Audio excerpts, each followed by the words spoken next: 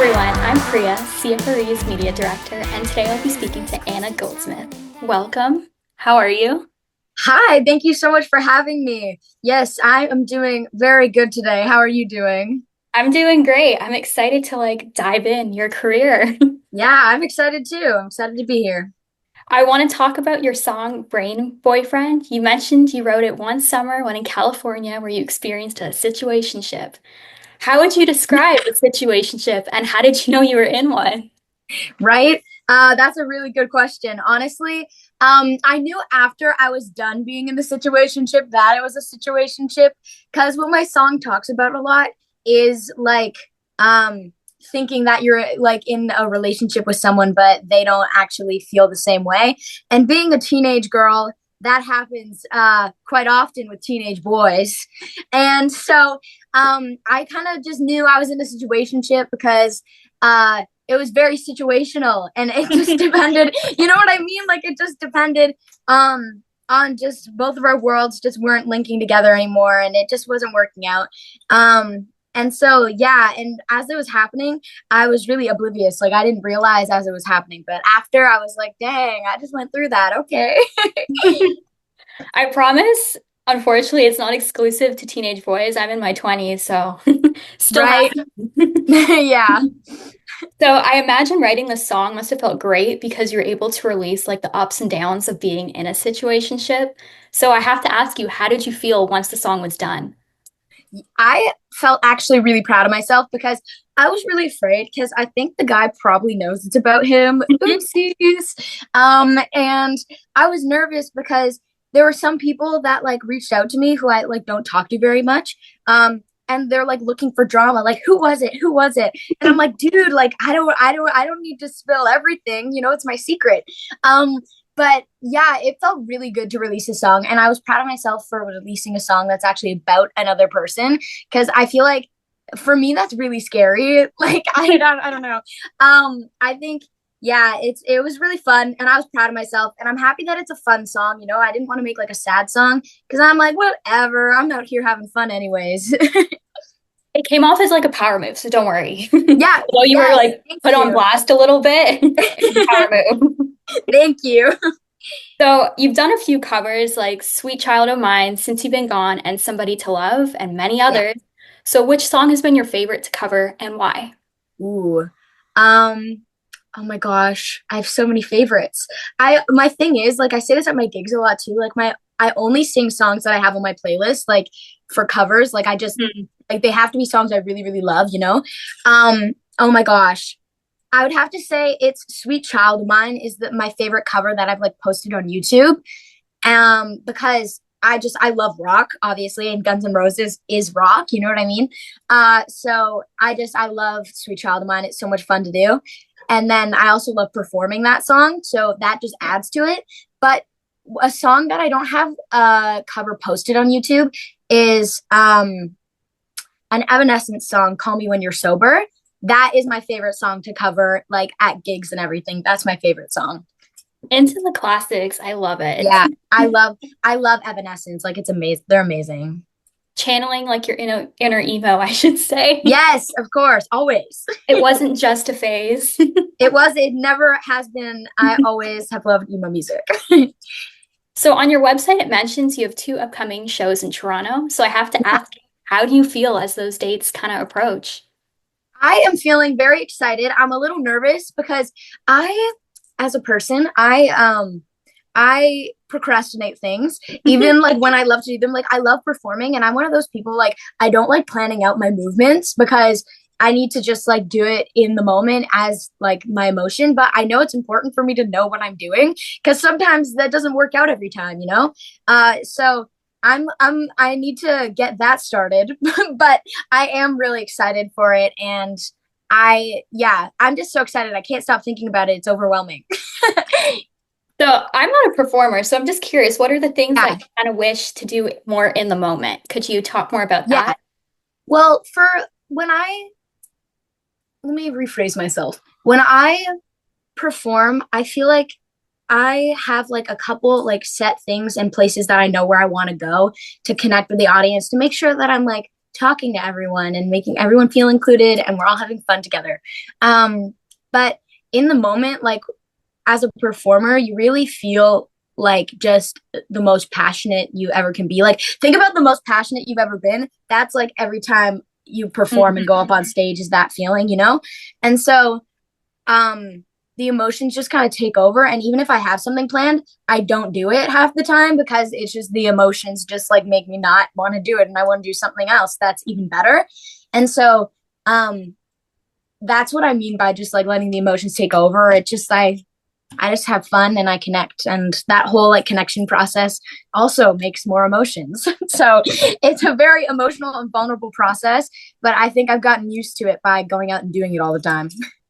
Definitely. It's better to be like more authentic because I guess when you schedule Yeah, things, like you put that pressure on yourself, like, oh, I gotta say this exactly. now. This better be funny. I'm expecting people to laugh. It, yeah, I don't like to put that pressure on myself, and also putting the pressure on the audience too, like you said, like to laugh and things like that. Like I can be funny sometimes, but I don't need you to laugh every time. You know what I mean? So yeah, I totally agree. That makes sense. You ought to carry just like a laugh track with you, you know? Exactly. I think I should do that. I think I should do that. Call SNL For during sure. COVID. Yes. So just going back to what you said about how you like to perform with the audience, what are some other ways you connect with them?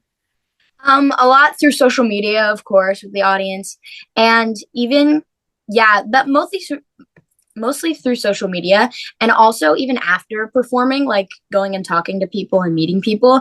I really like networking, and but I don't like to call it networking though. I like to go make new friends, and that's what I do to make like a bigger audience and just meet people who I know that I like. And a lot of times also my audience is people that I would totally be friends with, you know what I mean?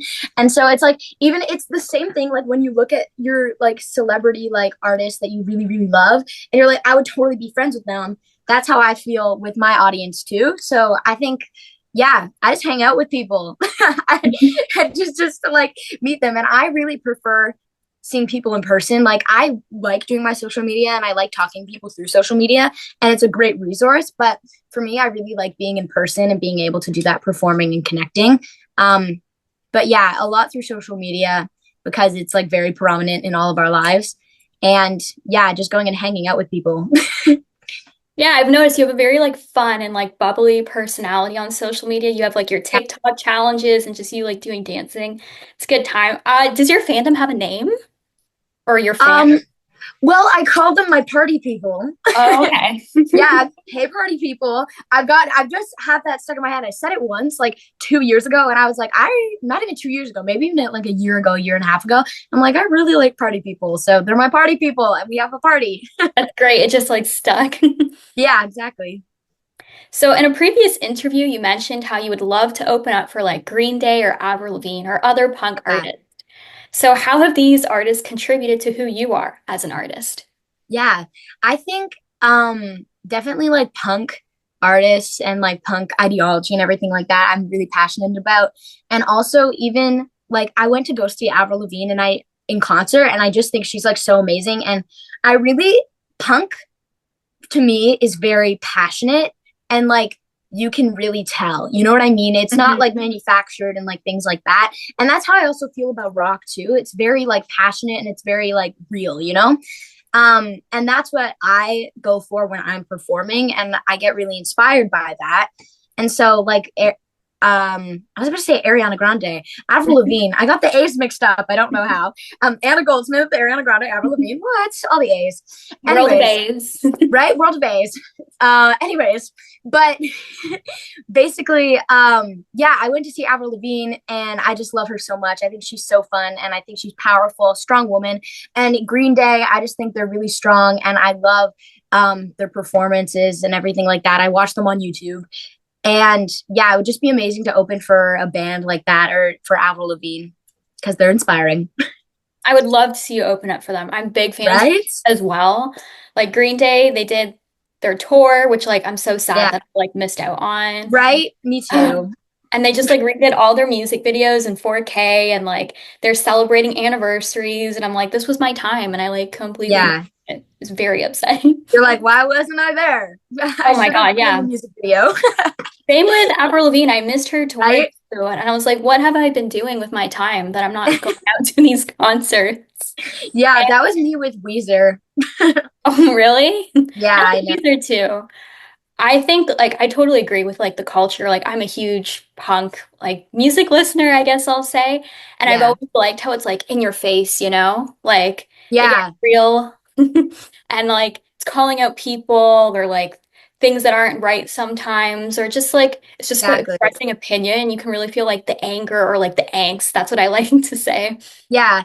And one of my things that I say sometimes when I do gigs too that reminds me of like punk is like if you're not hitting your neighbor, you're doing something wrong. Like, right? Like it's like that's what rock and punk are all about, just having fun and hitting people. And like in a good way though, in a loving way, because we love you. And It's the a fits are always like fire. Like oh performers yeah, and like the fans, like yes. they're I love just it. great. Yeah. So personally, as an artist, how did you decide to land on like rock or pop punk aside from like these influences? Yeah. Like Um, know the sound like when you started singing, like you were like, this is it, or was it experimentation? yeah. Well, I started singing like classically, like I'm classically trained. Mhm. And like in theater, I was in theater for a really long time. And then well, I guess this is still my influences, but I started listening to Paramore as a middle school child does. Um, anyways, and yeah, I started listening to Paramore and I really liked them and I sang Ignorance and that's when I knew I was punk. That's when I knew I was a rock kid. Like I don't know. I did that performance and performing punk songs and rock songs just feels much different than performing like well, way different than performing like classical stuff or Mm. even pop songs. Like I started out in like my own artist journey singing pop stuff. Like I sang but they were still powerful songs. Like, and I really liked the songs. I think the first song I sang that was like a pop song was this "Girl on Fire." I Mm. think that's what it's called. Like this girl is on fire, you know? Alicia Keys, right? Yeah, yeah. I sang that song, and yeah, that's crazy to think about. That was like my first ever like performance as my own artist, and now I'm doing rock stuff, and it's like I just kind of figured it out along the way. It was all about the journey for me, and Mhm. yeah, I just started getting really passionate about it. And the more passion I got, the more into music I got, and the more into rock and punk I got. You remind me of that meme where it's like, I think it's from Euphoria. It's like Cassie knew who she was at a young age, you know? Right? Literally, yeah. Literally. I love that. Yeah, I definitely did. I knew. And even when I was really, really little, like 3 years old, I would be singing songs around the house all the time. And my mom would be like, Anna, sing this song. Like, oh my gosh. My mom was like, Anna, sing like the Cookie Monster song or something. Because I was singing this song about the Cookie Monster or something like that. And I just started singing Rudolph the Red-Nosed Reindeer. She was like, "Oh, okay, different song. Okay, okay, selection." But yeah, I've always loved music. I've always known that I was gonna be a performer and a musician. I just didn't really get into it until I was like a little bit older. You're very versatile. I know you also did covers by like Blondie as well. So yeah, Yeah, I love Blondie too. they She's have cool. their classics. So your career as an artist has started at a young age, which Yeah. is great. What advice would you give to other young artists? Yeah. Uh, stop. Okay, I have kind of have a list.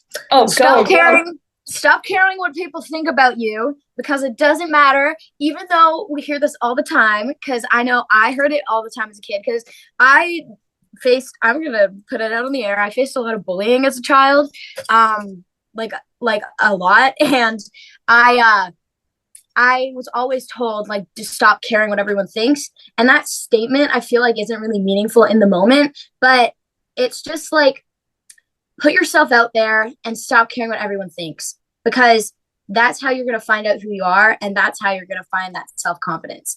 I think self-confidence is like for me is the most important thing in like an aspiring performer or even just to like grow as a person. You need that self-confidence and just I even suggest to take performance classes and take acting classes um just to make yourself like put yourself out there and have the ability to just be vulnerable with yourself and with other people Like, think that that's like so important. And like, be bold, be yourself, be vulnerable, and have fun. Those are like my top things. That was Sorry, kind of like a crash course. the acting classes is just for like confidence, or is that also to help you Yeah. stage performance and Well, I think acting classes do actually help with stage performance a little bit because you figure out through like scene analysis and stuff like that, how to like connect with words that you didn't write. So like for cover songs, acting classes are really good because you're connecting with the words that you didn't write. You know what I mean? Of course, there's a lot of other aspects to a song and a cover song and making it your own, but that's a really good technique to make a cover song your own is find what each of the words mean to you. And acting classes help and teach you how to do that, but also just to better yourself as a person. Like, even if I wasn't in this field, which I can't really imagine, but you know, even if I wasn't in this field, I would still like, I'll probably learn along the way, hopefully, to take like acting classes and music stuff just to better myself as a person, because that's what helped me understand myself as a person. And that's why, like, at 17, like, I feel like I have the ability to do this stuff and I actually have confidence in myself to do what I do.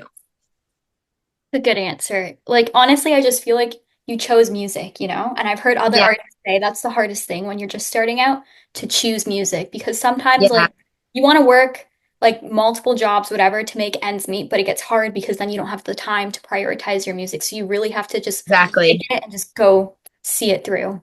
Yeah, it's definitely a difficult field to be in, especially starting out, but it's like worth it. And one of the things that I've learned from being around other musicians is like, if you really are meant to be in the music industry, you will keep wanting to do it and you'll keep going and actually doing it, even though you're making no money. Even though like nothing's happening, you'll choose music over everything. And I feel like that's what I do. Even sometimes it's a bad thing, but that's okay. I do it Very anyway, punk of you, not in it for the right? money. Right? But you know what I mean, though. Like Yeah. it's like you're just doing it because you know you're meant to do it, and you kind of have to. Like it's just that feeling that you have. You're like, I have to do this because I want to do this. Hmm. So what's your like I guess favorite memory throughout your career since we're talking about highs and lows? That is like a really difficult question. I have so many. Oh my gosh, that's a good question. Um, You can take a minute to think about yeah, it. I'm gonna take a minute to think about that one. That one's so good. My highlight. What would I like? You can list a couple if it's too hard to Yeah. pick one. Okay. Okay. Yeah, I have two. Okay, I have three. Okay. My first ever highlight was a performance like highlight. And my one of my favorite memories is when I was performing um a Little Red Riding Hood song. She sings this song in Into the Woods. Um and that was like I feel like that was one of the first times I realized that I can actually do this. I feel like that was when I was That was your closer to aha like, moment? yeah, that was like my aha moment. I was like, dang, like I can do this for the rest of my life. Like I will do this for the rest of my life. That's when I knew that I really, really wanted to do performing. But then I focused a lot on theater. But then when I sang Girl on Fire, I knew I was performing as my own artist for the rest of my life, you know? So that was a pivotal moment. And even I went to Canadian Music Week, which was a crazy memory. Crazy that I can say it's a memory. Like what I've been there and I sang at the Cameron House for Canadian Music Week, and that was an insane experience. I was very, very grateful to be in a room with that many aspiring musicians and like so many people that really just like understand me and I understand them. And that's honestly why I think Canadian Music Week is also just really powerful because it's like a bunch of artists and like managers and things like that, obviously for networking, but it's a place where you can just get together and you all somewhat understand each other. And I think that was just, yeah, that day was like crazy. I cried so much, but just because from like overwhelming emotion of being happy, like I was so happy to be there. That was definitely one of the highlights and one of the best memories from my career so far. Those are good answers. All like moments where you're just like, I made it. Like Yeah, this is where I'm supposed to be, which is yeah. What tips would you have for artists for networking? Because networking is obviously very different from like a business perspective to like being in Yeah. the industry. I think in the music industry specifically, networking is just being bold and going to talking to anyone that you like either want to be friends with or like friends with and also work with, like collaboration, like collaborating and having collaborations with, but also um just yeah, going out and talking to people and meeting people and making sure that you can be friends with them, but also that you can work with them. And that's like an overwhelming thing to think of when you're meeting a person. Can I be friends with you and also work with you? Like that's like a weird way to like enter a conversation, but at like in situations where you're at like a gig or a performance and there's an industry professional in the audience that like said they're going to come or something like that, like said they're going to see this performance or like you were told they were at your performance or something, go and introduce yourself, be kind, and just yeah, be bold, be kind and be bold. And I struggled with going and talking to people for quite a while in my life because it is really daunting to talk to new people, but also practice rejection therapy because I don't know, like I do this sometimes not even on purpose, but like I guess I'm kind of doing it just like the natural way. But even practice, if you really start like, like the industry, especially like acting and like performance and singing industry, you get a lot of no's. Like you get like Yeah. 1,000 no's before you get a yes, right? So, um, and not necessarily a direct no, but you know what I mean. Uh, but yeah, it's important just to be bold and know what you want out of the relationships that you're making with these people. Because also the music industry is kind of scary too. Like a lot of things, especially when you're young and you're Yeah. just starting out, like people will want to take advantage of you because they're doing their job. Like they're not only rooting for you, they also have to root for themselves. Like you have to root for yourself. And so I think that it's just important to just go talk to people and meet people and really get to know people. Um, and then you can figure out if you want to like work with them and collaborate with them. How do you get people to take you seriously then, like despite being young in the industry? Yeah. Um, I don't know how they take me seriously, actually. I'm gonna be quite honest. I think it's because they can like tell that I'm really serious about it. Like I always when I'm going and networking with people, I always go and introduce myself. I'm like, hi, I'm Anna Goldsmith. Nice to meet you. Um, and then you go in with like your adjectives. It's important to know who you are with adjectives in the music industry, also. That's another tip because my adjectives are like, I'm confident, bold, fierce, and those are like kind of my adjectives, and energetic for performances. Um, and so you just kind of have to know yourself and go and talk to people and uh with you understanding yourself and understanding your brand, people in the music industry will take you seriously because you know who you are and you know what you want. And so they'll be like, okay, this is like a person that I can actually work with. They're good answers, despite Thank you you. not really knowing the Yeah, actual I don't know. I honestly like I am very very serious about my career, but I'm like a very like cool um like unserious person, I guess. Like I'm serious about things I'm serious about, like music. I'm very serious about my music career, but like I crack jokes, you know what I mean? So like Yeah. people see like someone that cracks jokes is unserious or whatever. They're totally lying because I'm so serious about a lot of things that I really care about. Um but yeah, I like to crack a joke sometimes. So um but yeah, I don't know. Yeah, that's like a I don't know how No, people you take me. answered it well. It was like a tricky Okay. question because I feel like in music, Yeah. it's about experiences. You can't really like prep yourself Yeah, necessarily. Like, just you have that opportunity, you have to go for it because it might not exactly. happen again. So, like, just knowing yourself and like how you want to present yourself to the world is like the best way to like be firm. Definitely. So, as 2023 comes to an end, what goals do you have for your career in the new year and how do you plan to accomplish them? Yeah. Okay. So I am working on a couple songs. I want to release my first ever EP. Ooh. And I'm really, it's a work in progress. We're still in the beginning stages, but this year I'm definitely going to be working on that.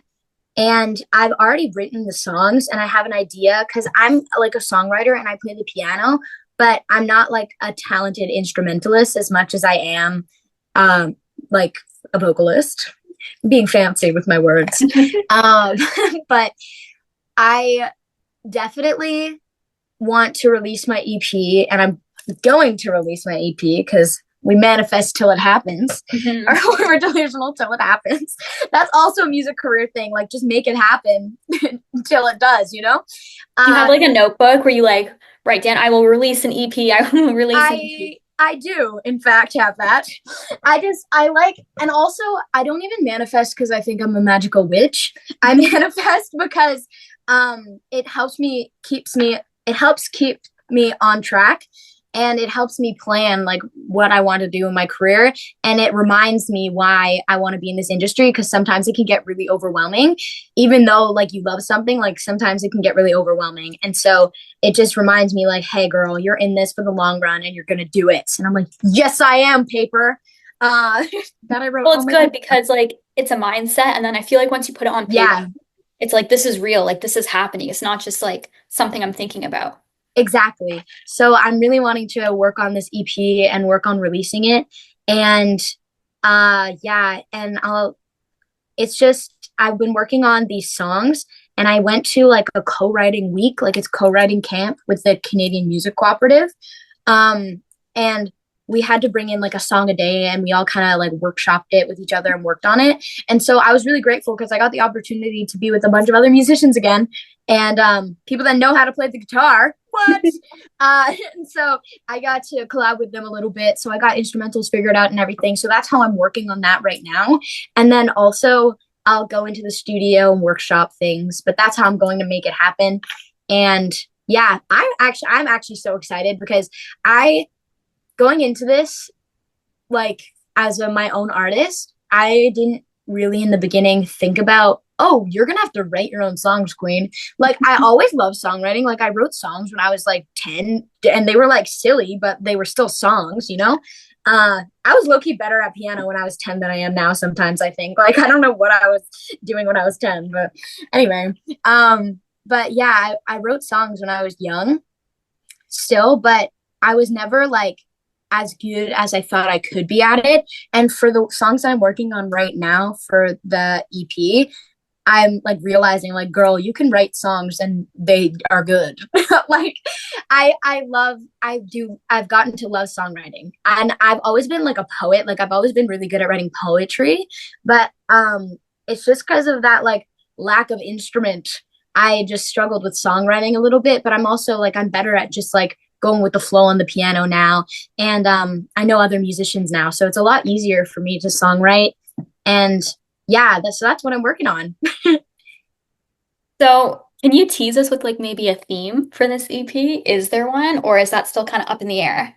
It's a little up in the air, but I have this one idea, and it's about just like being a girl and growing up, because I'm 17, right? I'm at that age where it's like, oh, you're like growing, like what? Coming of the age. Like, right? I'm at the age, may as well do it.